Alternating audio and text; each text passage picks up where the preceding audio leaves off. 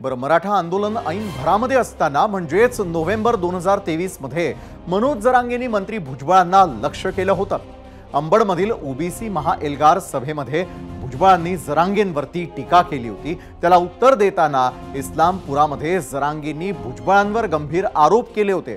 भुजबळांना मुख्यमंत्री व्हायचंय म्हणून राज्यामध्ये दंगली घडवायच्या आहेत असा तो आरोप होता। आज 6-7 महिन्यांनंतर पुन्हा एकदा जरांगेंनी तोच आरोप केलेला आहे। जरांगेंच्या मातोरी गावामध्ये झालेल्या दगडफेकीवरून हे आरोप प्रत्यारोप आता सुरू आहेत। अर्थात छगन भुजबळांनी हे आरोप फेटाळून लावलेल्या लोकसभा निवडणुकांच्या तोंडावर या वादाला सुरुवात झालेली होती। आता विधानसभा निवडणुका तोंडावर आहेत आणि अशा आरोप प्रत्यारोपांमुळे समाजामधील वातावरण खराब होणार नाही याची काळजी दोन्ही बाजूंनी घ्यायला हवी। जातीपातीच्या वादाचा फायदा कुणालाही झाला तरी नुकसान महाराष्ट्राचं होणार आहे याची जाणीव आपण सर्वांनी ठेवायला हवी।